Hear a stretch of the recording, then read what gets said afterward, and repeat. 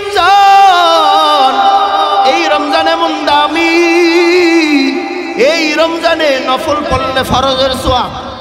এক আল্লাহর বান্দা গরীব, আল্লাহর বান্দার টাকা নাই পয়সা নাই, ইফতারের পূর্ব মুহূর্তে আল্লাহর বান্দা পেরেশান হয়ে গেছে, বের হয়ে গেছে, কারো কাছে টাকা পাওয়া যায় কিনা। বাড়ির পাশেই ধনী মানুষ, ধনী ভাইয়ের কাছে গিয়া কয়, ভাই আমাকে কিছু টাকা ধার দেন, আমি আমার স্ত্রী মিলে রোজা রেখেছি, কিন্তু ইফতারের সময় আমরা তো স্বামী স্ত্রী এক গ্লাস পানি দিয়েই হয়ে যাবে, কিন্তু ছোট ছোট বাচ্চাগুলা কিছু হাতে না দিলে আমাদের কষ্ট লাগে। এ কথা বলার পর ধনী বলল, যাও, আমার কাছে টাকা নাই, কারণ বর্তমান ধনীদের অবস্থা হলো গরিবকে টাকা দিতে, জোরে কর, তেলের উপরে তেল, যার আছে হারে আরো দেয়, যার নাই কিন্তু দেয় না। কথা ঠিক না বেটি? ওই বাড়ির পাশে বড় লোক অসহায় দরিদ্র ভাইটাকে ইফতার করার টাকা না দিয়া ধমকায় পাঠায় দিল। আল্লাহর বান্দা গরীব, আল্লাহর বান্দার চোখের মধ্যে পানি নিয়ে বাড়িতে ফিরে যাইতেছে। প্রথমতে হিন্দু লোকের সাথে দেখা হয়ে গেছে, বিধর্মীর সাথে। বিধর্মী ডাক দিয়া বলে, ভাই চোখের মধ্যে পানি কেন?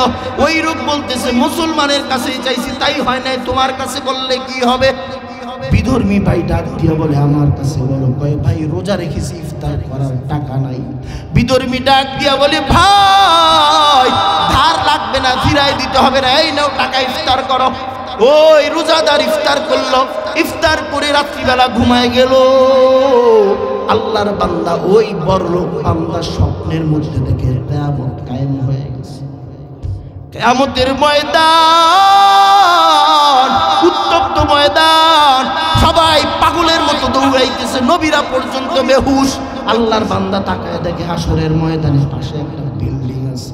দৌড়াইয়া বিল্ডিং এর কাছে গিয়ে কয়, দারোয়ান খোলো, আমাকে একটু আশ্রয় দাও, ছায়ার মধ্যে দাও। ওই হাসরের ময়দানে পাশে দারোয়ান বলতেছে, ও ধনী ভাই, বিল্ডিং এর উপরে দেখো কি লেখা।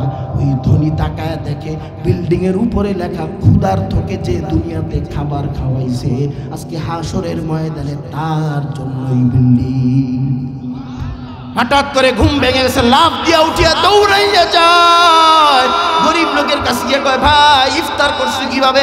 এই নাও টাকা। কয়, না লাগবে না, যখন চাইছি তখন দাও নাই, কিভাবে করলাম? ওই গরিব ডাক দিয়া কয়, এখন বললে কি হবে? ওই বাড়ির পাশে এক বিধর্মীর থেকে টাকা নিস। দৌড়াইয়া বিধর্মীর কাছে গিয়া বলে, ভাই ওই যে রোজাদারকে কিছু টাকা দিছিলা, টাকাটা ফিরাইয়া নাও। বিধর্মী ডাক দিয়া বলি, ভাই টাকা ফেরত দিছি, দিয়ে দেওয়ার জন্য আসছে কেন? আমি তো টাকা দিছি ফেরত নেওয়ার জন্য না। মনে হয় বিল্ডিং দেখা পাগল হয়ে গেছে। বড় লোক ডাক দিয়া কয়, হ্যাঁ ঘুমের মধ্যে বিল্ডিং দেখলাম আমি, সে জানে কেমনে? ডাক দিয়া কয়, বিধর্মী ভাই তুমি কেমনে জানলা? বিধর্মী ডাক দিয়া কয়, বড় লোক ভাই আর আমাকে বিধর্মী বলবা না। আমি যখন রাত্রিবেলা ঘুমাইলাম, মদিনার নবী আইসা বলে, এ আমার উম্মত, আমার একটা ক্ষুধার্ত উম্মতকে তুমি খাওয়াইছো, হাতটা বাড়াইয়া দে। আমি নবীর সাথে সাথে কালিমা পড়ে তাড়াতাড়ি ঈমান গ্রহণ কর। এরে মুসলমান ভাই, গরিবকে ইফতার করানোর কারণে আল্লাহর নবী এসে কালিমা পড়াইয়া জান্নাতে হাসরের ময়দানে বিল্ডিং এ ছায়া দিলেন। আর আমাদের অবস্থা এমন হয়ে গেছে, রং বেরঙ্গের ইফতার করি, কিন্তু গরিব মানুষ না খাইয়া মরতেছে। আমার এখানে সংক্ষিপ্ত নামাজের সময় হয়ে গেছে। এরে ভাই, এখানে অনেক ভাই আছো, মা নাই বাবা নাই।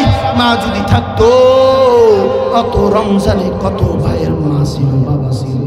মায় হয়তো একটা আপেল খাইয়া, বাজার থেকে আপেল কিনে আনার পর, আঙ্গুর কিনে আনার পর মা একটা একটা করে ছিঁড়ে খাইতো।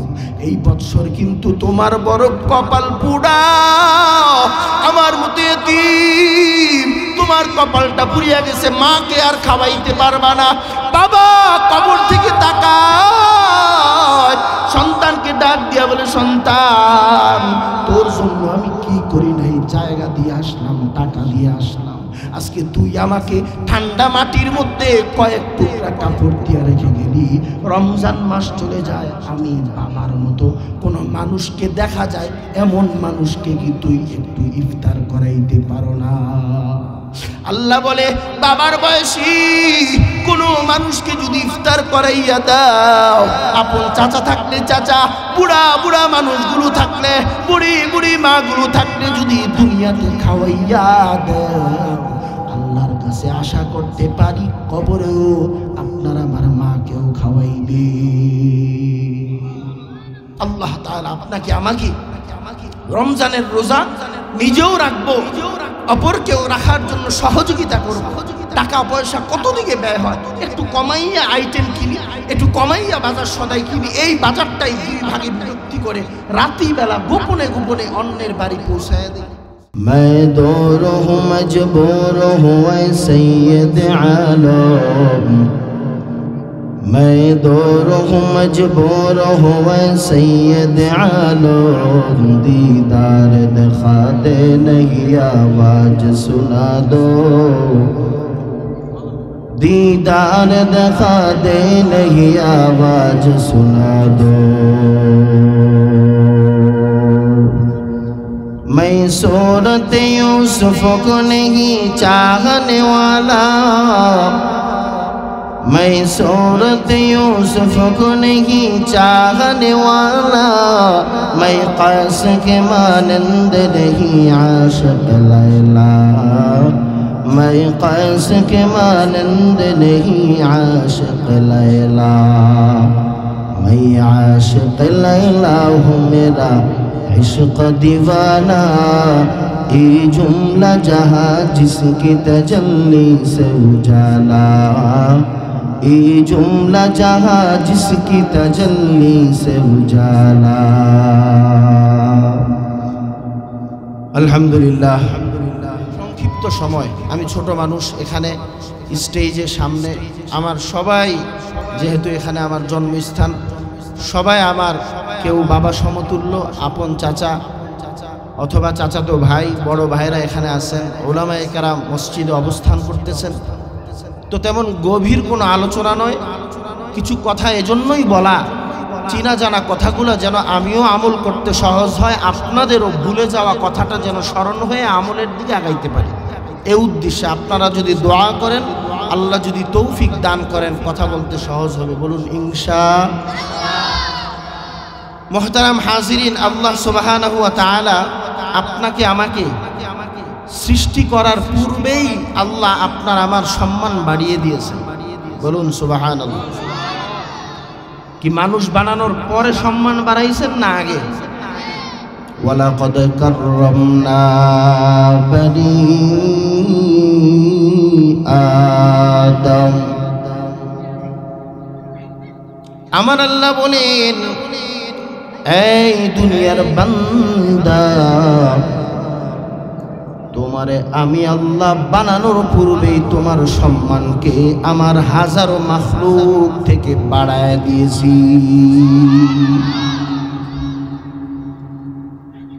আমার আপনার সম্মান হাজার হাজার মাখলুকের মধ্য থেকে বেশি। আল্লাহ তাআলা বলেন, ও বান্দা, তোমার সম্মানটা আমি আল্লাহ তাআলা তাকায় দেখ, ওই বড় বড় তিমি মাছ আর বড় বড় হাতির চেয়েও আমি আল্লাহ একটা মানুষের সম্মান আমি আল্লাহ বাড়ায় দিলাম। এ কথা বলার সাথে সাথে ভিন্ন আয়াতে আল্লাহ বলেন, ওয়া খুলিকাল ইনসানু দাঈফা, মানুষকে সম্মান বাড়াইলাম, তবে এই মানুষকে সবার চেয়ে দুর্বল করে বানানো হয়েছে। বলে ব্যাপারটা বুঝলাম না, সবার চেয়ে সম্মানেও বেশি, আবার সবার চেয়ে শক্তির দিকে কম কেন? ছোট্ট একটা উদাহরণ দিলে বুঝবেন। আপনার আমার ঘরে 2 বছরের বাচ্চাটা আছে, আপনি যখন অফিস টাইমে ঘর থেকে বের হন, স্ত্রীকে বলে যান, আমার এই ছোট বাচ্চাটাকে দেখে রাখো, সারাদিন তার সাথেই থাকো। বড় মেয়েটাকেও বলে গেলেন তোমার ছোট বোনটাকে ভালো করে দেখে রাখো। পথিমধ্যে সন্তান পান নাই, অফিস থেকে ফোন করে বড় ছেলেকে বললেন আমার ছোট বাচ্চাটাকে ভালো করে দেখে রাখো। ও সাউঘাট এলাকার শিক্ষিত মুসলমান জবাব দেন, ছোট্ট বাচ্চাটাকে বাবা সবাইকে বলে গেল তাকে দেখে রাখো, তাকে দেখে রাখো। ওই বাচ্চাটা কোনো সন্ত্রাস না, সন্ত্রাস? বাচ্চাটা কি ভয়ঙ্কর নাকি? বলে না না, এই বাচ্চাটা দুর্বল হওয়া কারণ হলো এই বাচ্চাটা সবার প্রিয়, এ কারণে বাচ্চাটার প্রতি সবার আলাদা একটা নজর। আমার আল্লাহ ডাক দিয়ে বলে গোলাম টাকা দেয়। মানুষ এতটাই যে দুর্বল, আমাদের এলাকায় আগে হাতি আসতো, হাতি পাশে মেলা হইতো তাই হাতি আসতো। ছোট্টবেলা দেখতাম, আমার বয়স যখন 8 থেকে 10 বছর, সেম আমার বয়সী একটা ছেলে হাতির উপরে বসা। এই ছেলে হাতিকে বলে ডাইনে যা, হাতি ডাইনে যায়। এই ছেলে বলে বামে যা, হাতি বামে যায়। এই ছেলে তার ইশারা দিয়া বলে হাতি বসে যাও। হাতি 1 সেকেন্ডও দেরি করে না, হাতির সাথে সাথে বসে যায়। দেখছেন নি আপনারা? আচ্ছা বলেন তো, হাতি যদি রাগ হয়ে তাকে একটা পাড়া দেয়, বিশ্রাম পাওয়া যায়? বয়স কত ছেলের? 10 বছর বয়সের একটা মানুষ। আমার আল্লাহ জানায় দেয়, ও হাতি তোরও আমি আল্লাহ বানাইছি, আদমকেও আমি আল্লাহ বানাইছি। তুই বানানোর মধ্যে পার্থক্য হইল, তুই পৃথিবীর সবার চেয়ে শক্তিশালী হলেও তোর থেকে হাজারো গুণে সম্মান আদম মানুষ।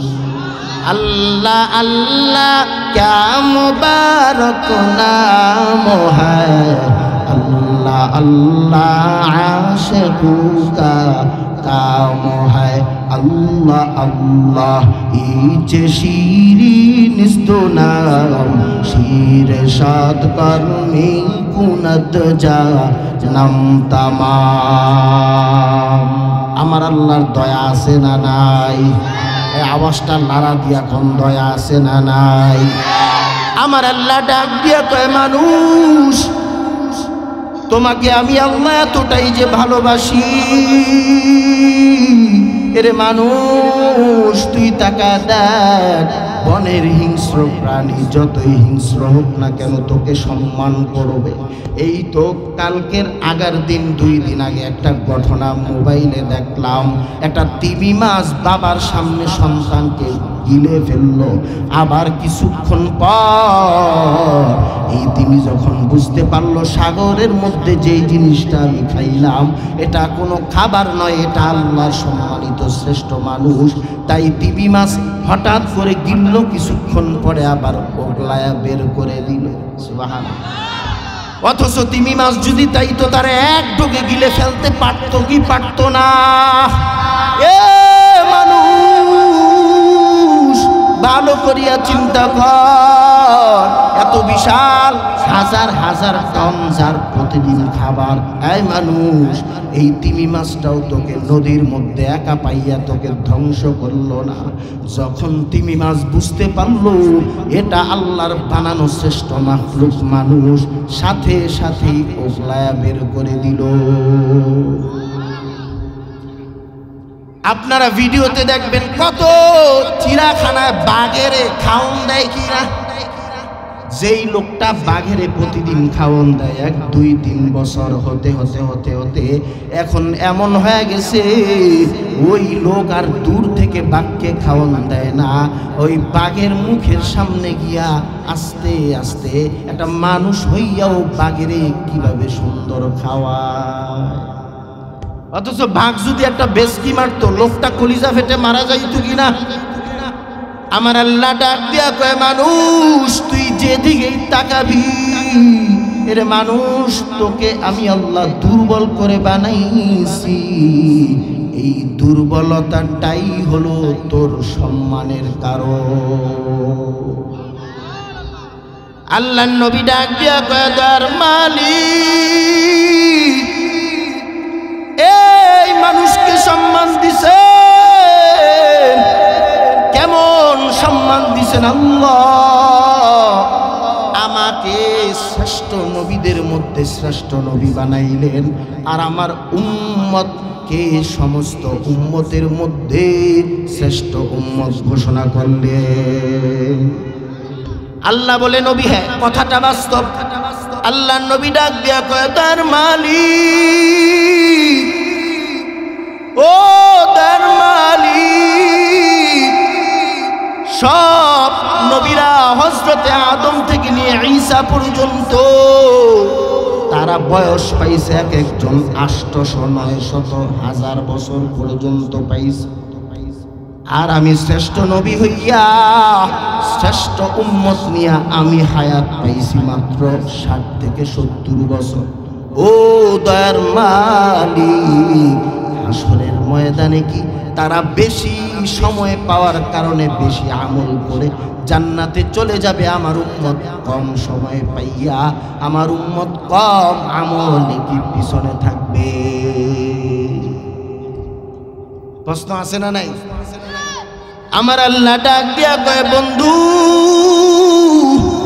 মনটাকে নরম করবেন না গো বন্ধু। আপনি জানেন হযরতে ইব্রাহিমের উপরে খুশি হয়ে আমি নাম দিয়েছি খলিলুল্লাহ, হযরতে মূসা নবীর উপর খুশি হয়ে নাম দিয়েছি কালিমুল্লাহ। জানেননি যেই নবী জমিনে থাকতো বটে, কিন্তু জমিনে থাইকা সরাসরি আল্লাহর সাথে কথা কইতো।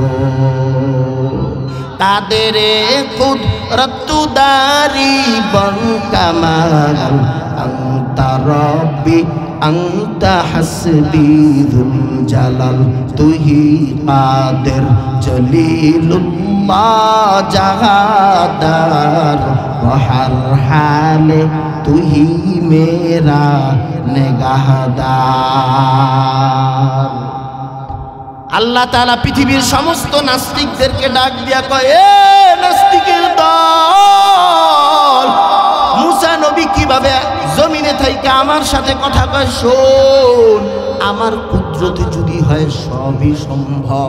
এ বেঈমানের দল, সমস্ত সমুদ্রের সমতলে যেই একটা পিঁপড়া হাঁটে, এই পিঁপড়ার হাঁটার আওয়াজও আমি আল্লাহ শুনি। এসাও ঘাটের মুসলমান আওয়াজটা জোরে জোরে দিয়া কোন, পৃথিবীর কেউ যখন দেখেন না তখন দেখেন কে? পৃথিবীর কেউ যখন শুনেন না তখনও শুনেন কে? পৃথিবীর কেউ যখন বুঝে না তখনও বুঝেন কে?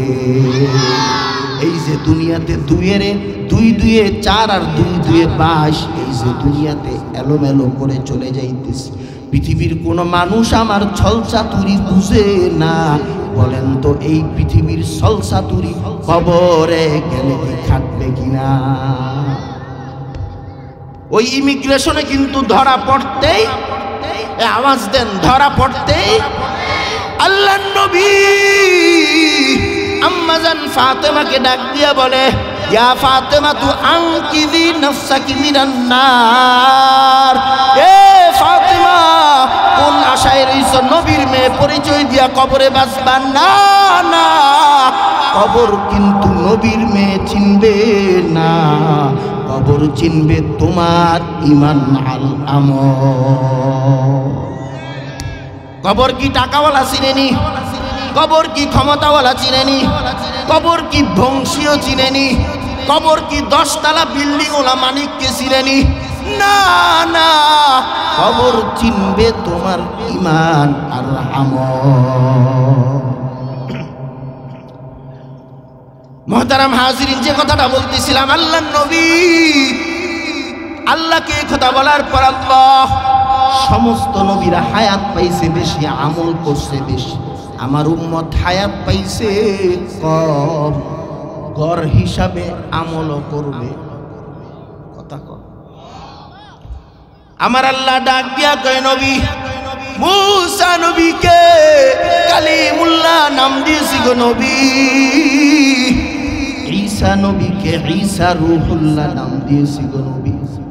ও নবী, সমস্ত নামের অর্থ হলো তারা নবী হইয়া আমি আল্লাহকে খুশি করার জন্য তারা আমল করবে। আর আপনি নবী, আপনার নবী নামের পিছনে আমি আল্লাহ তাআলা নাম দিয়েছি হাবিবুল্লাহ। এই হাবিবুল্লাহ নামের অর্থ হইল খলিলুল্লাহ যা করবে আল্লাহর জন্য, কালিমুল্লাহ যা করবে আল্লাহর জন্য, ঈসা রূহুল্লাহ যা করবে আল্লাহর জন্য। আর হাবিবুল্লাহ নামের অর্থ হইল আমি আল্লাহ যা করব সব আপনি নবীর প্রেমে পড়ে। আল্লাহ আল্লাহ ইয়া মুবারক নাম হ্যায়, আল্লাহ আল্লাহ आशिकू का काम है। আমার নবী যখন শুনলো ও দয়ার মালিক, হাবিবুল্লাহ মানে হলো আপনি যা করবেন আমাকে খুশি করার জন্য, তাই তো দুনিয়াতে আসার পর আমি আল্লাহ দেখলাম আসমানটা সাজাইছেন আমার প্রেমে পড়ে, জমিনটা সাজাইছেন আমার প্রেমে পড়ে। আপনি আল্লাহ আমার মৃত্যুর আগে আপনি আল্লাহ আমার সাথে মোলাকাতের জন্য মেয়ারাজ ঘটাইছেন কিনা বলেন। আমার নবী বলে আল্লাহ, সব দিকের সম্মান বাড়ল। ও দয়ার মালিক, সবই তো বুঝলাম, তবে এই প্রশ্নের উত্তর তো বুঝলাম না। আল্লাহ আমাকে এত সম্মান আর এত মোহাব্বত করে, কিন্তু আমার আমলে হায়াতে তো কম কেন পাইছে আমার উম্মত। আমার আল্লাহ ডাক দিয়া কই নবী, আপনার উম্মত যদিও হায়াত পাইবে 60 থেকে 70 বছর, কিন্তু এই 60 থেকে 70 বছরের ভিতরে লাইলাতুল কদর নামে এমন একটা রাত্রি দিব, যদিও সময় হবে 60 থেকে 70 বছর, ওই রাত্রে এক সেজদা যদি কবুল হইয়া যায়, এক সেজদার বিনিময়ে 1000 সেজদা আমি আল্লাহ কবুল করব। ইমামুল আউয়ালিন আল আখিরিন বহরে সদকা রহমাতাল লিল আলামিন, শুদ্ধ ওয়াজুদাস রহমাতাল লিল আলামিন, মসজিদে ও সুদহামানো জমিন। আমার আল্লাহ ডাক দিয়া কয় ও মুহাম্মদ, আপনার উম্মতরা হয়তো আপনাকে চিনবে কি চিনবে না তা জানি না। ও দয়ার নবী, তারা যে কতটা ভাগ্যবান, কতটা ভাগ্যবান, তারা আপনার সময়ে আসছে, শ্রেষ্ঠ নবীর শ্রেষ্ঠ উম্মত হয়ে তারা দুনিয়ার মধ্যে আসছে। এই জন্যই তারা দুনিয়াতে বলবে সুবহানাল্লাহ, জান্নাতে আমি আল্লাহ জিম্মা নিয়া এই সুবহানাল্লাহর কারণে আমি আল্লাহ নিজ কুদরতি হাতে তাদের জন্য গাছ লাগাবো। আমার আল্লাহ ডাক দিয়া কয় নবী, 60-70 বছর দিয়া কি করবেন নবী? এই 60-70 বছর কিছুই না, 60 থেকে 70 বছর আমি আল্লাহ এমন কিছু ফ্যাসিলিটি এই উম্মতকে দান করেছি যা কোনো নবীর উম্মতরা পর্যন্ত পায় না। এজন্য হাদিসে আসছে, একবার আলহামদুলিল্লাহ, একবার লা ইলাহা ইল্লাল্লাহ, আর একবার আল্লাহু আকবারের ধ্বনির নেকি যদি কোনো মানুষ দেখতো, ওই মানুষটা সুস্থ থাকতে পারতো না। তার একবার সুবহানাল্লাহর নেক দেখার পর ওই মানুষটা অজ্ঞান হইয়া জমিনে পড়ে যাইত। আবার সাহস করলে গুতাগুতি করবো কোন সময়, আবার আরেকজনে কয় তালা তুললো, এগুলো নিয়ে সমালোচনা করবো কোন সময়। ইমাম সাহেব সোজা আটে না বেহা আটে, এগুলো নিয়ে সমালোচনা নিয়ে সুবহানাল্লাহ আলহামদুলিল্লাহ বইলেই তো শেষ নাই। কি বলেন, ঠিক না বেঠিক? আছে না না এমন মুসল্লি? আমি বিশ্বাস করি আমাদের সাউঘাট ইসলাম প্রিয়, দিন প্রিয়, আলেম প্রিয়। এর প্রমাণ স্বরূপ আমাকে তারা আলেম বানাইছে।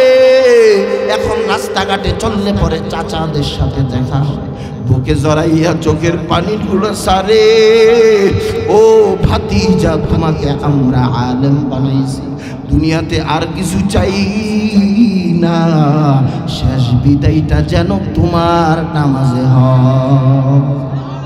আমি চাচাদের কাছে বলি, চাচা আপনাদের চোখের পানির ফসল আমার মা নাই, আজকে 2টা বছর হয়ে যায়, আপনারা সবাই ছিলেন আমার আব্বাজান যেই মসজিদের উদ্যোগে মাহফিল হইতেছে সবাই মিলে একটা দায়িত্ব দিছে। আব্দুল মুত্তালিব ছিলেন কাবা ঘরের মোতাওয়াল্লি, আর ইসমাইল হাবের সাহেব হুজুরকে বলছি, আব্বা জান আপনি হলেন ওই মসজিদের শাখা বাইতুল আকসার মোতাওয়াল্লি। আব্বা জান আর আম্মা জান চোখের পানি ফালাইয়া মন খুলে দোয়া করেছেন, মন ভরে দোয়া করেছেন। এই যে স্টেজের সামনে বড় ভাইরা বসা, যখনই দেখে দোয়া, শুধু দোয়া। ও ভাই, তোমার মতো ভাই যে এলাকার আলো হয়ে যাইবা তা জানি না, আরো দোয়া করি দেশ ও জাতির খেদমতে আরো আগায় যাও। আমিও আপনাদের পায়ে হাত রেখে বলতে চাই, আমি ভিন্ন কোনো কেউ না, কোনো বক্তার কোনো মাওলানা না, আমি হলো আপনাদের জন্ম দেওয়া সন্তান। এই যে কথা শুনতেছেন, চেহারার দিকে তাকায় আছি, কত চাতক পাখির মতো আবেগ নিয়ে কথা শুনতেছেন। বাহিরে মা বোনের আওয়াজ শুনে কত চাচিরা রাস্তায় হাঁটলে পর্দার আড়াল থেকে জানায়, ও বাবা তোমার মা হয়তো দোয়া করে গেছেন, হয়তো আজকে এর ফসল। তোমাদের কাছেও আবদার, আমরা মরলে যেন তোমাকে দিয়ে যেন জানাজাটা হয়। যাই হোক মোহতারাম হাজিরিন, যে কথাটা বলতেছিলাম, আল্লাহ তাআলা বলে, ও নবী 60-70 বছর সময় পাইছেন, এই সময় নিয়ে আপনি ঘাবড়াবেন না। এই সময়ের মধ্যে এমন কিছু রাত্র আমি আল্লাহ দান করব, যেই রাত্রিতে লাইলাতুল বারাতের মুক্তির রাত্র, যেই রাত্রিতে মাছির মাথা পরিমাণ পানি যদি চোখ দিয়ে এহসাস আর অনুভূতির কারণে বের হয়ে যায়, এক চোখের পানির ফোঁটায় আমি আল্লাহ 40-80 বৎসরের গুনাহ মাফ করে দিব। এই যে 2 দিন আগে লাইলাতুল বারাত, 5 ওয়াক্ত নামাজি আপনি মসজিদে যান আল্লাহকে পাওয়ার জন্য, আর আমার আল্লাহ কত দয়ার মালিক, আমার আল্লাহ ডাক দিয়া কয়, রে আখিরি পয়গম্বরের উম্মত আয় আয় আয়, তোদেরকে ক্ষমা করব এই ওয়াদা নবীর বিদায় বেলা আমি আল্লাহ দিছিলাম। নবী চলে যাবেন, আজরাইল এসে সালাম দেয়, আসসালাতু ওয়াসসালামু আলাইকা ইয়া রাসূলুল্লাহ, আল্লাহু আকবার। আজরাইল আইসা কয়, নবী, কোন নবীর জান কবজে আল্লাহ বলে নাই আগে গিয়ে সালাম দিবেন, একমাত্র আপনার কত পাওয়ার, আপনি নবীর কবজে দেখা করতে আইসা আল্লাহ প্রথমেই বললেন, ও ফেরেশতা আজরাইল, আগে গিয়া আমার নবীকে সালাম জানাইবা। কেমন নবীর উম্মত, কেমন নবীর উম্মত হইছ, ওই নবীর মুহাব্বতের দাড়িগুলো আজকে তোমার আমার মুখে নাই। ও সাউগাডের যুবক ভাই, আমিও তোমার মতো যুবক, তুমিও আমার মতো যুবক। আমার টুপি পরতে ভালো লাগে, আমার জুব্বা পরতে ভালো লাগে, আমার মেসওয়াক ভালো লাগে, আমার তসবিহ টিপতে ভালো লাগে। ও যুবক ভাই, তোমার টুপি মাথায় দিলে মাথাটা গরম হয়, দাড়ি রাখলে তোমাকে বুড়া বুড়া দেখা যায় না না। ও যুবক ভাই, আল্লাহর কসম একবার, আল্লাহর কসম 2 বার, আল্লাহর কসম 3 বার, আমার নবীর মতো স্মার্ট পৃথিবীতে আর কেউ আসবে না। আর তুমি সিরা সিরা প্যান্ট পরে কার স্মার্টনেস বুঝাইতে চাও? তুমি চুলগুলো বড় রেখে রেখে কোন স্মার্টনেস বুঝাইতে চাও? তুমি তোমার নখগুলা বড় রেখে কোন স্মার্টনেস বুঝাইতে চাও? তুমি আমার রাসূলের দাড়িগুলো কামাইয়া তুমি কি বুঝাইতে যাও দাড়ি রাখলে বুড়া বুড়া দেখা যায়। না না, যে সমস্ত মা বোনদের ভিতরে আল্লাহর ভয়, ওই সমস্ত মা বোন তার বাবাকে বলে, আব্বা দাড়িওয়ালা ছেলের কাছে বিবাহ না দিলে আমি আমার জীবনে বিবাহই বসবো না। ইতিহাসে এমন অনেক আছে, দাড়ি টুপি নামাজি ছেলের কাছে মেয়ে বিয়া হয়ে শান্তিতে আছে, আলহামদুলিল্লাহ। আর যে সমস্ত বাবারা ছেলের কাছে বিয়া দেয় নাই, বিল্ডিং এর কাছে দিছে, টাকার কাছে দিছে, এই সমস্ত বাবারা 2 দিন না যাইতেই ছেলে শিক্ষার দিয়া কয়, বিবাহের সময় যেই যৌতুক নামের ঘু দিছিলেন এই ঘুয়ে হেরোয় নাই, আরো ঠাসাইয়া ঘু লাগিয়ে। কথা বলেন ঠিক না বেঠিক? এর সাউঘাট এলাকার মুসলমান, আমি দূরের কেউ না রে ভাই, আপনারই ছোট ভাই, হাতে পায়ে ধরে ধরে বুঝাইতে চাই। আল্লাহর কোরআনটা খুলে দেখলাম, জান্নাত সত্য, জাহান্নাম সত্য, একটা কথাও মিথ্যা না রে ভাই। দাড়ি যদি রাখো পৃথিবীতে সবচেয়ে বেশি স্মার্টনেস দেখা যায়, আর দাড়ি যদি চাইছা ফেলাও রাস্তাঘাটে কত যুবকের অ্যাক্সিডেন্টের লাশ দেখা যায়। আমি তো মাঝে মাঝে গাড়ি থেকে নেমে চিন্তা করি, হায় রে, কাপড় খোলা ছাড়া বুঝার কোনো কায়দা নাই, মুসলমান না হিন্দু। কথা বলেন ঠিক না বে ঠিক? এরে যুবক ভাই, আল্লাহ নবীর সুন্নতের ভিতরে এত মজা। আল্লাহ নবী বলেন, এরে উম্মতের দল, আমার আল্লাহ আমার উম্মত হওয়ার কারণে এমন কিছু ফেসিলিটি দান করেছে, পয়গম্বরের কোন নবীর ফেসিলিটির মধ্যে আমি উম্মতের অফারগুলো আসে নাই। কি মাস চলতেছে? জোরে কোন কি মাস? শাবান মাস। আল্লাহ নবী উম্মতের জানায় দেয়, উম্মতের দল 60-70 বছর হায়াত পাইছো, অল্প আমল পাইছো, এই 60-70 বছরে বালেগ হইতে হইতে 10-12 বছর নাই। আবার অনেক মানুষ চিন্তা করে মেয়েটা বিয়ে দিয়ে নেই, দাড়ি পরে রাখবো। আগে বলো, মেয়ের বিয়া পরে তোমার মরার গ্যারান্টি আছে? জোরে কন। কত হাজি সাহেব রাস্তায় দেখা হলে বলি, হাজি সাহেব আল্লাহ তো অনেক দিছে, 5 ওয়াক্ত নামাজ মসজিদে পড়েন, এবার দাড়িগুলা, এবার হজটা। হাজি সাহেব ডাক দিয়া কয়, হুজুর মাত্র একটা মেয়ে বিয়ে দিছে, আরো 2টা বাকি, মেয়ে বিয়ে দিয়ে মুরব্বি হয়ে তারপর হজ করব। আছে না নাই? আল্লাহ নবী ডাক দিয়ে বলে, এর উম্মতের দল হায়াত পাইছো কত? এ জোরে কোন কত? আল্লাহ নবী ডাক দিয়ে কয়, 70 বছর হায়াতে আল্লাহ শাবান মাস দিছে, রজব মাস দিছে, রমজান দিছে। সুবহানাল্লাহ বলেন। এই সাউঘাট এলাকায়, এই যেখানে বসে আছেন, এখানেই ইরি ক্ষেতের চাষ হতো কিনা বলেন? এই ক্ষেতের মধ্যে দেখতাম 1 মাসে বীজ বুনছে, আরেক মাসে আগাছা পরিষ্কার করছে, আরেক মাসে ফল তুলছে। ঠিক না বে ঠিক বলেন? আমাদের মুরব্বী উলামায়ে কেরাম কয়, ও উম্মতের দল, রজব হলো বপনের সময়, শাবান হলো আগাছা পরিষ্কারের, আর রমজানে 170 খালি বস্তায় ভরার সময়। সুবহানাল্লাহ কোন? আল্লাহ নবী ডাক দিয়ে কয়, এই শাবান মাস, এই শাবান মাসে একটা রাত্রি আছে, লাইলাতুন নিসফি মিন শাবান। আল্লাহ নবী ডাক দিয়া কয়, আল্লাহ কোরআনের মধ্যে বলেন, ইন্না আনজালনাহু ফি লাইলাতিন মুবারাকা। কিছু কিছু মুফাসসিরিনে কেরাম বলে এটার দ্বারা লাইলাতুল কদর উদ্দেশ্য, কিন্তু কদরের আলাদা আয়াত আছে।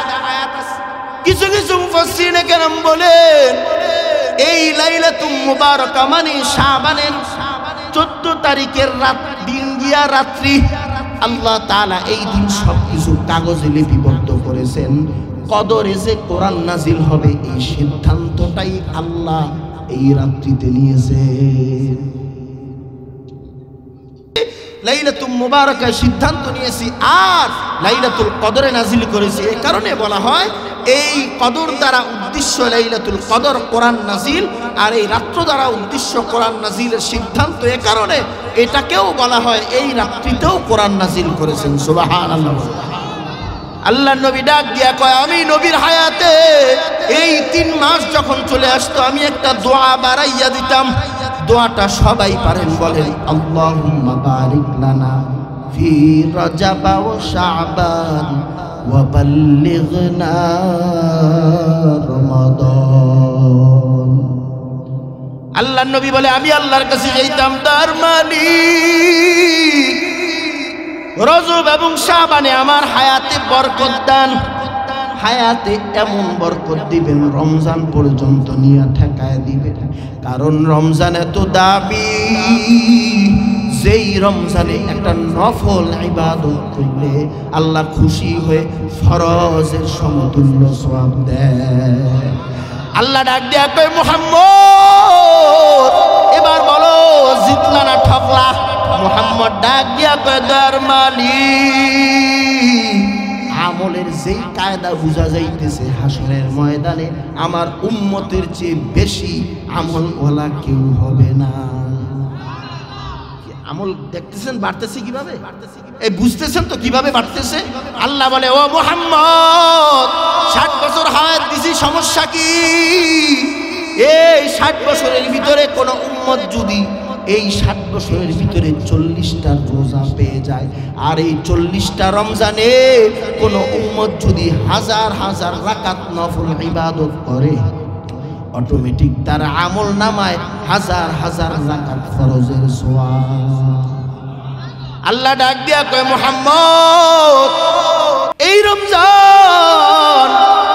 রমজান এমন দামি, এই রমজানে নফল পড়লে ফরজের সওয়াব, আর কেউ যদি ফরজ ইবাদত করে আমি আল্লাহ বাড়াইতে বাড়াইতে বাড়াইতে বাড়াইতে 70টা ফরজের সমতুল্য সওয়াব দিব। রব্বি আল্লাহ লা ইলাহা গায়রুহু ওয়া নবিহি মুহাম্মদ মুস্তাফাহু দীনিয়াল ইসলাম দীনু মাওকাহু আরজু কুফরা নানু আফওয়ান ইনদাহু মুক্তাদায়া নবিয়ুল্লাহ সাহাবাহু নুজুমুল লিল হিদায়া ফি জামাহু। দেওয়ার মালিক কে? আরো জোরে আওয়াজ করে বলেন কে? এই দেওয়ার মালিক কে? পৃথিবীর সবাই গরিব, আমার আল্লাহ ডাক দিয়া কয়, ও বান্দা মানুষের কাছে চাইবি না, একবার চাইবি, দুইবার চাইবি, তৃতীয়বার গেটের ভিতরে ঢুকা নিষেধ, ঠিক না ঠিক বলেন? আর আমি আল্লাহ এমন দেনেওয়ালা মালিক, আমি আল্লাহ তোরে আমি এত আদর করে বানাইছি, আসমানের দিকে তাকায় দেখ, আসমানটা আমি আল্লাহ বানাইছি 6 দিন সময় নিয়া, জমিনটা বানাইছি 6 দিন সময় নিয়া, আর তোর মতো ছোট্ট মানুষটারে আমি আল্লাহ বানাইছি 8 থেকে 9 মাসে। আমার আল্লাহ ডাক দিয়া কয়, দয়ার মালিক ও দুনিয়ার মুসলমান, একটাবার চিন্তা কর কত ভালোবেসে তোদেরকে বানাইছি। আসমানকে বলি নাই এটা আমার আসমান, জমিনকে বলি নাই আমার জমিন। কোরআনের কোথাও নাই আল্লাহ আসমান দিয়া আল্লাহর কোনো লাভ হয়, আল্লাহর জমিন দিয়া জমিনের কোনো লাভ হয়, কোরআনের কোথাও নাই। আল্লাহ ডাক দিয়া বলে, ও পৃথিবীর মানুষ তুই তাকায় দেখ, জমিনটা আমি আল্লাহ কি সুন্দর করে বানাইছি। একই পাশে আপেল গাছ লাগাইলে মিষ্টি ফল হবে, একই পাশে মরিচ লাগাইলে ঝাল হবে। এর আওয়াজ দিয়া বলেন কুদরতের খেলাটা কার? এ আওয়াজ দিয়া কোন এ কুদরতের খেলা কার?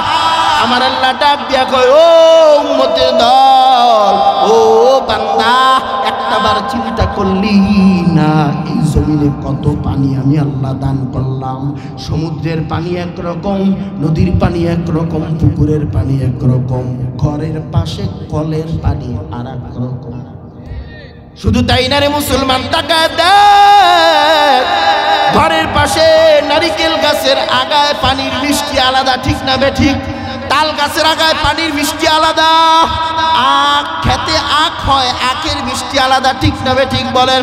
আমার আল্লাহ ডাক দিয়া কয়, রে উম্মতের দল, এই রমজানের রোজা, যেই রোজা আমার বান্দা রাখবে গো, ওই রোজার ফজিলত আমি আল্লাহ এত এত বাড়াইয়া দিব। একটা কাক চিনেন নি? কাক, আল্লাহ ডাক দিয়া কয়, কাক, কাক চিনেন না? কাক, উড়ন্ত কাক। কাক কালো, কোকিল কালো, কালো মাথার কেশ, এর চেয়ে বেশি কালো মনের হিংসা লেশ। নিম তিতা, নিমদা তিতা, আরো তিতা খর, এর চেয়ে বেশি তিতা 203-এর ঘর। এ জোরে কইছে এই কথা, এটা বাংলাদেশের লেগে, অন্য দেশে না। চাকা গোল, পয়সা গোল, গোলালু গোল, এর চেয়ে বেশি গোল মনের গন্ডগোল। আল্লাহ ডাক দিয়া কয়, উড়ন্ত কাক জন্ম থেকে উঠতে উঠতে উঠতে উঠতে মৃত্যু হয়ে গেছে, কত হাজার মাইল দূরে উড়িয়া গেছে। তাকওয়াওয়ালা ঈমান আর ইহতিসাবে কোন রোজাদার যদি রোজা রাখে গো, ওই রোজাদারকে আমি আল্লাহ জাহান্নাম থেকে তত দূরে সরাইয়া দিব। যাই হোক মোহতারাম হাজরিন, যেটা বলতেছিলাম, আল্লাহ ডাক দিয়া বলেন, রমজানের রোজা আমি আল্লাহ বান্দাকে দান করেছি। এই এক মাসের রমজানের রোজা দিয়া বাকি 11 মাস তাকওয়া নিয়া নিয়া চলবে। রমজান মাসে বলেন তো, রমজান মাসে যত ক্ষুধার্তই হোক কেউ খায়নি? জোরে বলেন, কেউ খায়নি? রমজান মাসে মাসআলা আছে, কেউ যদি রোজা হয় স্ত্রী সহবাস নিষেধ, কথা বলেন ঠিক কিনা? আমার আল্লাহ ডাক দিয়া কয়, এ বান্দা, এই রমজান থেকে তুমি শিক্ষা নাও, রমজান রোজা রাইখা যেভাবে খাওয়া জায়েজ নাই, খাবার হালাল কিন্তু খাওয়া। জোরে বলেন, খাবার হালাল কিন্তু খাওয়া। কারণ কি? আপনি রোজা, আমার আল্লাহ ডাক দিয়া কয়, ও বান্দা, রমজানের পর 11 মাস তুই শিক্ষা নিবি। যখনই খাইতে যাবি চিন্তা করবি, খাবারটা যদি হারাম হয়, এই খাবার খাওয়াও আমার জন্য হারাম। এই শিক্ষা নিতে বলছেন আল্লাহ। বলেন, রমজান মাসে রোজা রাখিয়া স্ত্রীর সহবাস করা হারাম, স্ত্রী হালাল তারপরও সহবাস হারাম। আল্লাহ বলে, রমজানের পর বাকি 11 মাস আল্লাহ তাআলা ডাক দিয়া বলে, যদিও তুমি রোজাদার না, কিন্তু পর নারীর দিকে তাকানো তোমার জন্য হারাম। জিনা তো দূরের কথা। তাহলে 2টা শিক্ষা পাইলেন মুফাসসিরিনে কেরাম। আরেকটা শিক্ষা বাকি, রমজান মাসে যত বড় লোক হোক, আল্লাহ ডাক দিয়া কয়, ও বড় লোকের দল, খাবার অভাব নাই, অভাব নাই, অভাব নাই, খাও না কেন? খাওয়া কি? জোরে বলেন, হারাম। আল্লাহ বলেন, রমজান মাসে খাবার থাকার পরও খাবারটা খাওয়া হারাম, নির্দিষ্ট সময়ে জায়েজ, তারপরে আবার হারাম। আল্লাহ বলে, এই যে সারাদিন যে ক্ষুধার্ত রইলা, এই ক্ষুধার্তের মাধ্যমে তুমি এই শিক্ষা নেও, বাকি 11 মাস গরিব না খাইয়া কিভাবে থাকে, গরিব কিভাবে না খাইয়া থাকে। বাকি 11 মাস এই পুরো রমজান মাসের রোজার মাধ্যমে সারাদিন ক্ষুধার্তর মাধ্যমে তুমি শিক্ষা নাও। আমার তো টাকা আছে, গরুর গোশত খাইতে পারি, মুরগি খাইতে পারি, যা ইচ্ছা তা খেতে পারি। একটা গরিব রাস্তার পাশে একটা ভিক্ষুক কিভাবে সারা দিন না খায়া কি জ্বালা আর কি ব্যথা সহ্য করে, এই শিক্ষাটা আল্লাহ বললেন ধনীদেরকে রোজার মাধ্যমে নিতে বললেন। রমজানের রোজা নিজেও রাখবা, অপরকেও রাখার আদেশ করবা। আর আমার আল্লাহ ডাক দিয়া বলে, এরে হাজী সাহেব, হাজার হাজার বাস হজ করলেও এত সওয়াব তুমি পাইবা না। তুমি হজ না করিয়া বাড়ির পাশে একটা গরিব মানুষকে সহযোগিতা করো। গরিবকে সহযোগিতা করা আরো সওয়াবের কাজ। কত দরিদ্র ভাই ইফতার করবে, টাকা নাই, আপনি আমি কত রং বেরঙ্গের ফল, কত রসমালাই, কত রং বেরঙ্গের আইটেম, কত ভাই আছে বাড়ির পাশে গরিব মানুষ, ইফতার করার টাকা নাই, পয়সা নাই। ও রোজাদার, তোমাকে জিজ্ঞাসা করতে চাই, কোন আল্লাহর জন্য রোজা রাখলা সেই আল্লাহর বান্দা না খাইয়া থাকে? কথা বলেন ঠিক না বেঠিক? আমার আল্লাহ ডাক দিয়া কয়, এক ঢোক পানি ইফতার করাইলে আমি আল্লাহ নফল রোজার সওয়াব তোমাকে দান করব। সুবহানাল্লাহ বলেন। এক আল্লাহর বান্দা গরিব, আল্লাহর বান্দার টাকা নাই পয়সা নাই, ইফতারের পূর্ব মুহূর্তে আল্লাহর বান্দা পেরেশান হয়ে গেছে, বের হয়ে গেছে কারো কাছে টাকা পাওয়া যায় কিনা। বাড়ির পাশেই ধনী মানুষ, ধনী ভাইয়ের কাছে গিয়া কয়, ভাইকে আমাকে কিছু টাকা ধার দেন, আমি আমার স্ত্রী মিলে রোজা রেখেছি, কিন্তু ইফতারের সময় আমরা তো স্বামী স্ত্রী এক গ্লাস পানি দিয়েই হয়ে যাবে, কিন্তু ছোট ছোট বাচ্চাগুলা কিছু হাতে না দিলে আমাদের কষ্ট লাগে। এ কথা বলার পর ধনী বলল, যাও, আমার কাছে টাকা নাই, কারণ বর্তমান ধনীদের অবস্থা হলো গরিবকে টাকা দিতে, জোরে কর, তেলের উপরে তেল, যার আছে হারে আরো দেয়, যার নাই কিন্তু দেয় না। কথা ঠিক না বেটি? ওই বাড়ির পাশে বড় লোক অসহায় দরিদ্র ভাইটাকে ইফতার করার টাকা না দিয়া ধমকায় পাঠায় দিল। আল্লাহর বান্দা গরিব, আল্লাহর বান্দার চোখের মধ্যে পানি নিয়ে বাড়িতে ফিরে যাইতেছে। প্রথমতে হিন্দু লোকের সাথে দেখা হয়ে গেছে বিধর্মীর সাথে। বিধর্মী ডাক দিয়া বলে, ভাই চোখের মধ্যে পানি কেন? ওই লোক বলতেছে, মুসলমানের কাছে চাইছি তাই হয় নাই, তোমার কাছে বললে কি হবে? বিধর্মী ভাই ডাক দিয়া বলে, আমার কাছে বলো। কয়, ভাই রোজা রেখেছি, ইফতার করার টাকা নাই। বিধর্মী ডাক দিয়া বলে, ভাই ধার লাগবে না, ফিরাই দিতে হবে না, এই নাও টাকা, ইফতার করো। ওই রোজাদার ইফতার করলো, ইফতার করে রাত্রিবেলা ঘুমায় গেল। আল্লাহর বান্দা ওই বড়লোক বান্দা স্বপ্নের মধ্যে দেখে কিয়ামত কায়েম হয়ে গেছে। কিয়ামতের ময়দান, উত্তপ্ত ময়দান, সবাই পাগলের মতো দৌড়াইতেছে, নবীরা পর্যন্ত বেহুশ। আল্লাহর বান্দা তাকায় দেখে হাসরের ময়দানের পাশে একটা বিল্ডিং আছে। দৌড়াইয়া বিল্ডিং এর কাছে গিয়ে কয়, দারোয়ান খোলো, আমাকে একটু আশ্রয় দাও, ছায়ার মধ্যে দাও। ওই হাসরের ময়দানে পাশে দারোয়ান বলতেছে, ও ধনী ভাই, বিল্ডিং এর উপরে দেখো কি লেখা। ওই ধনী তাকায় দেখে বিল্ডিং এর উপরে লেখা, ক্ষুধার্তকে যে দুনিয়াতে খাবার খাওয়াইছে, আজকে হাসরের ময়দানে তার জন্যই বিল্ডিং। হঠাৎ করে ঘুম ভেঙে গেছে, লাফ দিয়া উঠিয়া দৌড়াইয়া যায় গরিব লোকের কাছে গিয়ে কয়, ভাই ইফতার করছি কিভাবে? এই নাও টাকা। কয়, না লাগবে না, যখন চাইছি তখন দাও নাই, কিভাবে করলাম? ওই গরিব ডাক দিয়া কয়, এখন বললে কি হবে? ওই বাড়ির পাশে এক বিধর্মীর থেকে টাকা নিস। দৌড়াইয়া বিধর্মীর কাছে গিয়া বলে, ভাই ওই যে রোজাদারকে কিছু টাকা দিছিল, টাকাটা ফিরাইয়া নাও। বিধর্মী ডাক দিয়া বলি, ভাই টাকা ফেরত দিছি, দিয়ে দেওয়ার জন্য আসছে কেন? আমি তো টাকা দিছি ফেরত নেওয়ার জন্য না। মনে হয় বিল্ডিং দেখা পাগল হয়ে গেছে। বড় লোক ডাক দিয়া কয়, হায়, ঘুমের মধ্যে বিল্ডিং দেখলাম আমি, সে জানে কেমনে? ডাক দিয়া কয়, বিধর্মী ভাই তুমি কেমনে জানলা? বিধর্মী ডাক দিয়া কয়, বড় লোক ভাই আর আমাকে বিধর্মী বলবা না। আমি যখন রাত্রিবেলা ঘুমাইলাম, মদিনার নবী আইসা বলে, এ আমার উম্মত, আমার একটা ক্ষুধার্ত উম্মতকে তুমি খাওয়াইছো, হাতটা বাড়াইয়া দে, আমি নবীর সাথে সাথে কালিমা পড়ে তাড়াতাড়ি ঈমান গ্রহণ কর। এরে মুসলমান ভাই, গরিবকে ইফতার করানোর কারণে আল্লাহর নবী এসে কালিমা পড়াইয়া জান্নাতে হাসরের ময়দানে বিল্ডিং এ ছায়া দিলেন। আর আমাদের অবস্থা এমন হয়ে গেছে, রং বেরঙ্গের ইফতার করি, কিন্তু গরিব মানুষ না খাইয়া মরতেছে। আমার এখানে সংক্ষিপ্ত নামাজের সময় হয়ে গেছে। এরে ভাই, এখানে অনেক ভাই আছো, মা নাই বাবা নাই। মা যদি থাকতো, কত রমজানে কত ভাইয়ের মা ছিল, বাবা ছিল। মায় হয়তো একটা আপেল খাইয়া, বাজার থেকে আপেল কিনে আনার পর, আঙ্গুর কিনে আনার পর মা একটা একটা করে ছিঁড়ে খাইতো।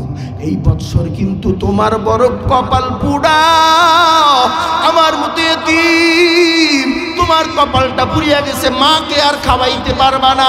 বাবা কবর থেকে তাকায়, সন্তানকে ডাক দিয়া বলে, সন্তান তোর জন্য আমি কি করি নাই, জায়গা দিয়ে আসলাম, টাকা দিয়ে আসলাম, আজকে তুই আমাকে ঠান্ডা মাটির মধ্যে কয়েক টুকরা কাপড় দিয়ে রেখে গেলি, রমজান মাস চলে যায়, আমি বাবার মতো কোনো মানুষকে দেখা যায় এমন মানুষকে কি তুই একটু ইফতার করাইতে পারো না? আল্লাহ বলে বাবার বয়সী কোনো মানুষকে যদি ইফতার করাইয়া দাও, আপন চাচা থাকলে চাচা, বুড়া বুড়া মানুষগুলো থাকলে, বুড়ি বুড়ি মাগুলো থাকলে যদি দুনিয়াতে খাওয়াইয়া দাও, আল্লাহর কাছে আশা করতে পারি কবরেও আপনার আমার মাকেও খাওয়াইবে। আল্লাহ তাআলা আপনাকে আমাকে রমজানের রোজা নিজেও রাখবো, অপরকেও রাখার জন্য সহযোগিতা করবো। টাকা পয়সা কত দিকে ব্যয় হয়, একটু কমাইয়া আইটেম কিনি, একটু কমাইয়া বাজার সদাই কিনি, এই বাজারটাই দুই ভাগে বিভক্তি করে রাত্রিবেলা গোপনে গোপনে অন্যের বাড়ি পৌঁছায় দিই।